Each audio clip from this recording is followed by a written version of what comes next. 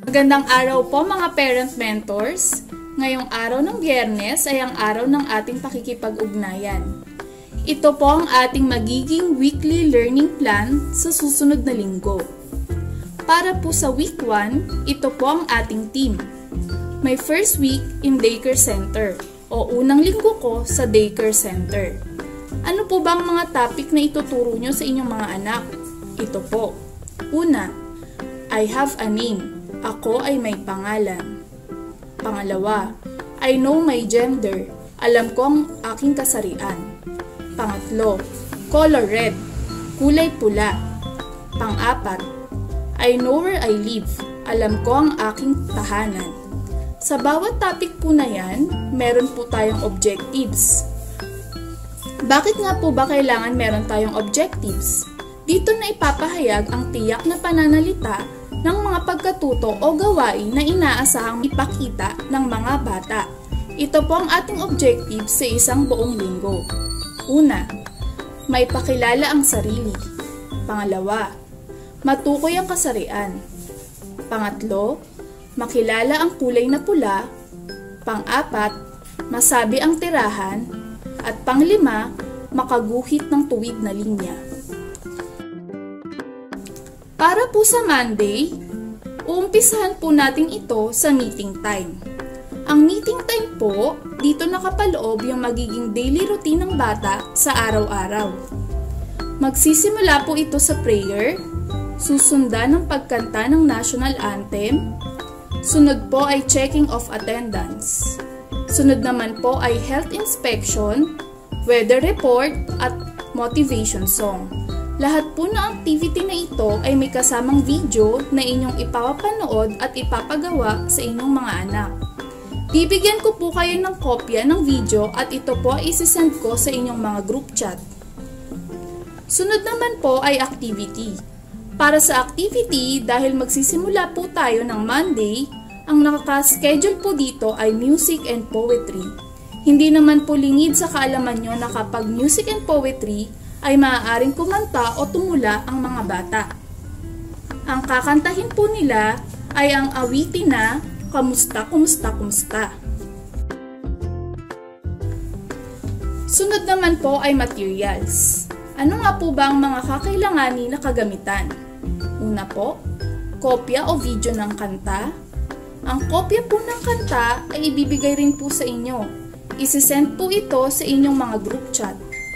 Pwede rin naman po ninyo itong ma-download sa YouTube. Andyan po ang link, maaari nyo po itong hanapin doon. Sunod naman po ay procedure. Una, awitin ng kanta ng may sigla. Dahil meron na po kayong kopya ng kanta, maaari nyo na pong ipapanood sa bata ang video para po ito ay kanyang makanta. Maaari po nilang ulitin ang kanta ng maraming beses. Pagkatapos umawit, ipakilala ang sarili, sabihin ang pangalan at edad. Dumako naman po tayo sa pack-away. Ito po ang kanilang gagawin kapag natapos po nila ang activity. Una, clean up song. Pangalawa, closing prayer. Pangatlo, singing of goodbye song. Ito po ay may kasamang video at bibigyan ko po kayo ng kopya sa inyong mga group chat. Punta naman po tayo sa what to observe. Parent, mentor. Dito na po papasok yung dinaskas ko sa inyo noong orientation. Yung daily written observation. Isusulat nyo po yung na-observe nyo sa inyong mga anak habang siya ay gumagawa ng activity. Ito po ang mga tanong na kailangan nyo sagutin. Una, paano nakasunod ang bata sa gawain? Pangalawa, nahirapan ba siyang bigkasin ng pangalan at edad? Lahat po ng inyong mga sagot ay isusulat nyo sa papel at ito ay inyong gagawin araw-araw para sa inyong daily written observation. Paalala lang po mga parent mentors, hikayatin na malinang ng bata ang kanyang kakayahan sa pag-awit. Sanayin ng bata na masabi ang kanyang buong pangalan at edad. Ngayong araw naman po ng Martes para sa ating meeting time kung ano yung ginawa ng mga bata nung araw ng Lunes Ngayon din naman po sa araw ng Martes. Para naman po sa kanilang activity ngayong araw ng Martes ay ang storytelling.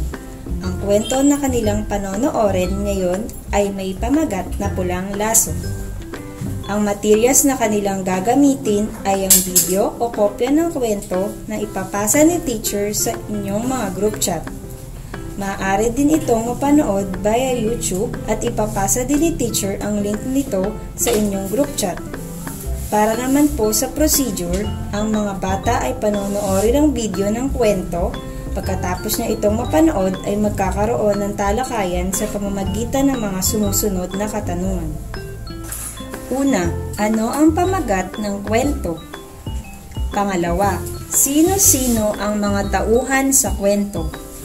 Pangatlo, ano ang kasarian ni Monang? Ano naman ang kasarian ni Munding? Pang-apat, kanino napunta ang pulang laso? Sasagutin ito ng mga bata ayon sa pagkakaintindi niya sa kwento. Pagdating naman po sa pack-away, kung ano ang ginawa nila nung Lunes, gayon din po ngayong araw ng Martes. Para sa inyong magiging daily written observation ngayong araw ng Martes ay makikita sa what to observe.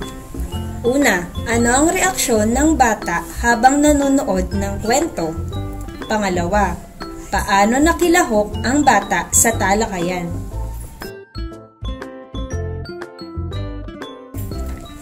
Paalala lamang po, mga parent mentors, naggabayan ang anak habang nanonood ng kwento. Tanungin ang bata kung ano ang kanyang kasarian. Ipaliwanag sa kanya ang kaibahan ng lalaki sa babae.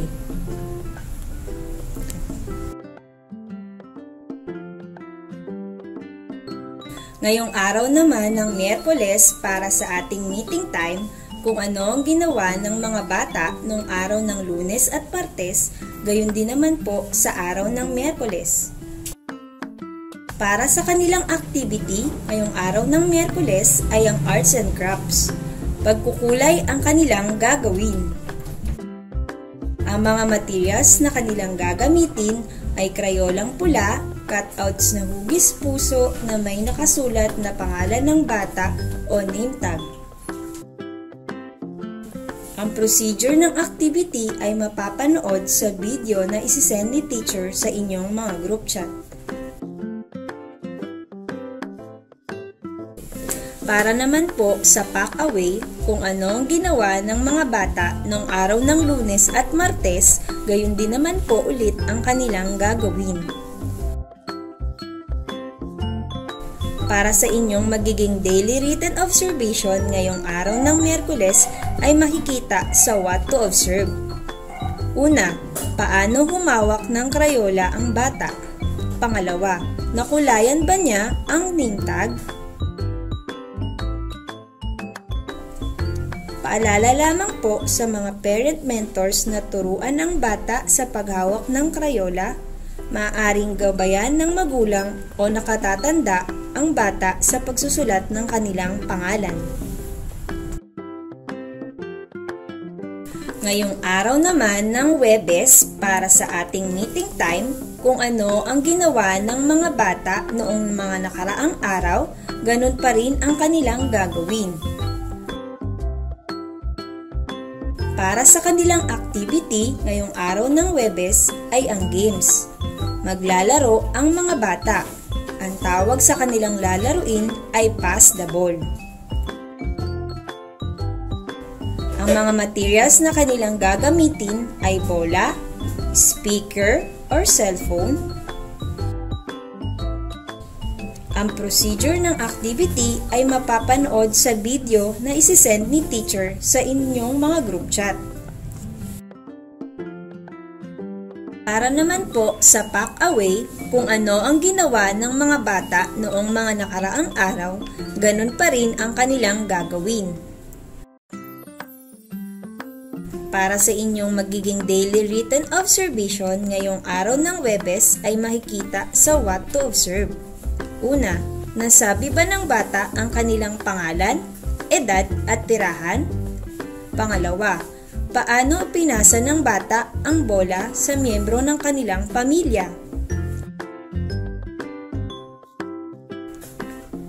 Paalala lamang po sa mga parent mentors na maaaring gumamit ng ibang laruan kung walang bola. Gumamit ng background music habang isinasagawa ang laro. Ngayong araw naman po ng Biyernes para sa ating meeting time, kung ano yung ginawa ng mga bata noong mga nakaraang araw, ganun pa rin po sa araw ng Biyernes. Para naman po sa kanilang activity ngayong araw ng Biyernes ay ang scribbling. Ang kanilang gagawin ay connect the dots. Ang materials na kanilang gagamitin ay krayolang pula at papel. Para naman po sa procedure, may video na ipapasa si teacher sa inyong group chat. Ipanood ito sa mga bata upang mas mapadali para sa kanila ang paggawa ng activity. Pagdating naman po sa pack-away, kung ano ang ginawa nila ng mga nakaraang araw, ganun din po ngayong araw ng Biyernes. Para sa inyong magiging daily written observation ngayong araw ng Biyernes ay makikita sa what to observe. Una, nakasunod ba ang bata sa panuto? Pangalawa, paano niya ito ginawa? Kinakailangan ba ng tulong mula sa nakakatanda o ginawa niya ito ng mag-isa? Paalala lang po mga parent mentors, sanayin ang bata sa paghawak ng krayola. Pagkatapos po niyong mapanood ang video na ito, i-message po si teacher para sa inyong katanungan. Maraming salamat po and God bless po sa ating lahat.